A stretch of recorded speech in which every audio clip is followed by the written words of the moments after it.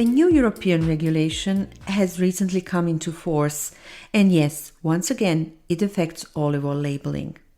In this podcast, I'll walk you through what's new, assuming there is anything truly new, and how these updates might impact those who deal with writing and sticking labels on bottles every day. Hi, welcome back to Olive Oil Drops, the first podcast entirely dedicated to olive oil and olives. This podcast is created by Marco Antonucci. This is an English version. I'm Milena. Before we dive in, I want to remind you, as I did in episodes 32, 33, 35, 37 and 40, that olive oil labeling laws and food product labeling in general are shaped by a tangle of regulations, directives and laws at both national and EU level. These are meant to clarify what you may and must not put on a label. The information I'm sharing here is current as of 2023. That said, treat it with caution, as this field is constantly evolving with new interpretations, appeals, and updates. So while this podcast is built on solid legal ground, I always recommend double-checking the latest info on the websites of the Ministry of Agricultural Policy, the Fraud Repression Inspectorate, and similar agencies. The label's purpose is to tell us what's inside the container.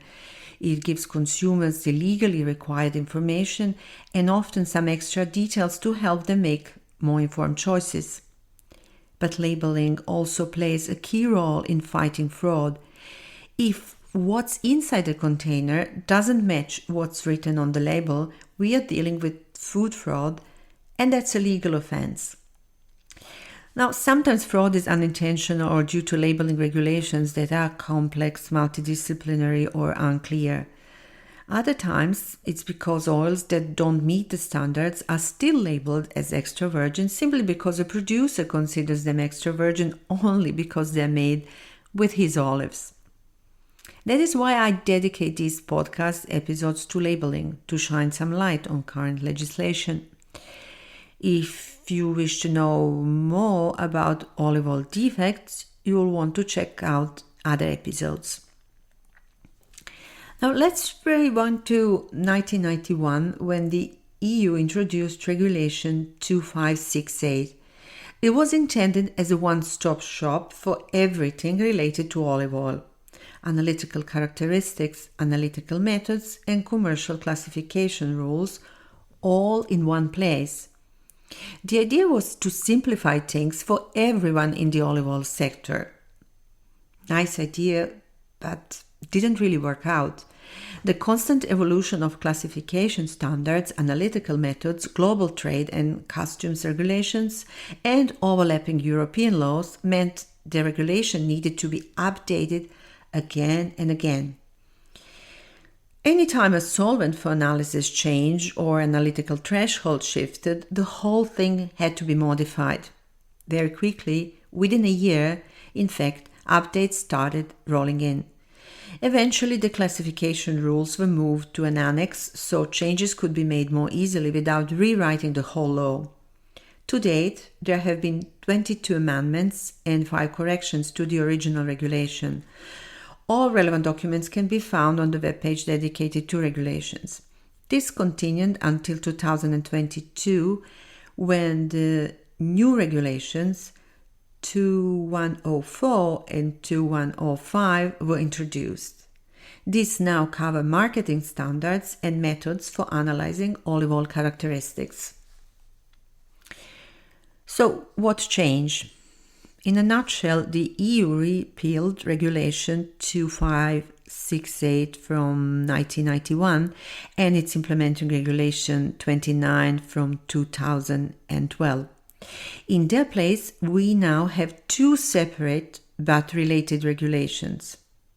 The scope: to keep product quality and purity high, protect consumers, and bring olive oil legislation in line with how other foods are regulated in the European Union.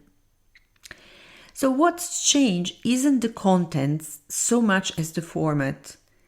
Instead of a single all-in-one document, olive oil legislation now mirrors the structure used for other food products. broad regulation supported by reference technical standards. So what does that mean in practice? Honestly, not a whole lot. The main obligations haven't changed. There are just a few added details and clarifications. The real shift is that 30 years ago, you had a single document with all the info you needed. Today, you need to cross-reference 4 different legal sources. The first is Regulation 2104 from 2022, which outlines product quality, purity, and specifies labeling rules in order to protect consumers. The second is Regulation 2105 from 2022, which provides technical rules for compliance checks and methods of analysis for determining the characteristics of olive oil, tying it back to IOC, International Olive Oil Council standards. The third is IOC standards themselves, which remain a key reference point. The fourth is the national laws, which still apply, especially when it comes to things like tasting panels or blending olive oil with seed oils, which, for example, is banned in Italy but allowed elsewhere. A number of new provisions and clarifications were then included in the 2 regulations, which supplement the laws and regulations to which they refer. Among the additions and tweaks in the new regulations, a few stand out. If you're including physical chemical values on the label, they must reflect the maximum value those parameters could reach by the product's minimum shelf life. This avoids misleading consumers. Only the following categories of oil can be used in food products: extra virgin olive oil, olive oil, and olive pomace oil. Refined oils or other categories are off limits. As for sensory or organoleptic descriptions, the label can only include terms listed in Annex 9 of EU Regulation 1308 from 2013, such as first cold pressing, extracted cold, acidity, pungency, ripe or green fruitiness, bitter, intense, medium, light, well-balanced, sweet oil. These terms are optional, but if used, you must follow the specific rules. Provisions on sampling oil in containers have also been updated. So for containers up to 5 liters, sampling must consist of intact packages totaling at least 0.75 liters. For larger batches, sampling involves 1 liter incremental samples after opening the packages and homogenizing their contents. A clarification is also given on interpretation of analytic results. In order to determine the olive oil characteristics according to official methods, the results are to be compared directly to the limits in Annex 1 of the EU Regulation 2104 from 2022, taking into account the repeatability and producibility of the analytical methods used.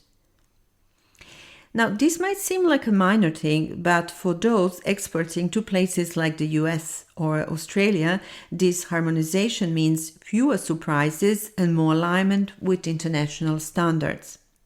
So, everything changes, nothing changes. If you wish to ask us questions, you can do so either by email oliveoildrops@gmail.com, website www.oliveoildrops.com, where you can also find text of this podcast both in Italian and English, or comment space of the podcast platform you have been using and to which you can subscribe free of charge. Thank you for listening.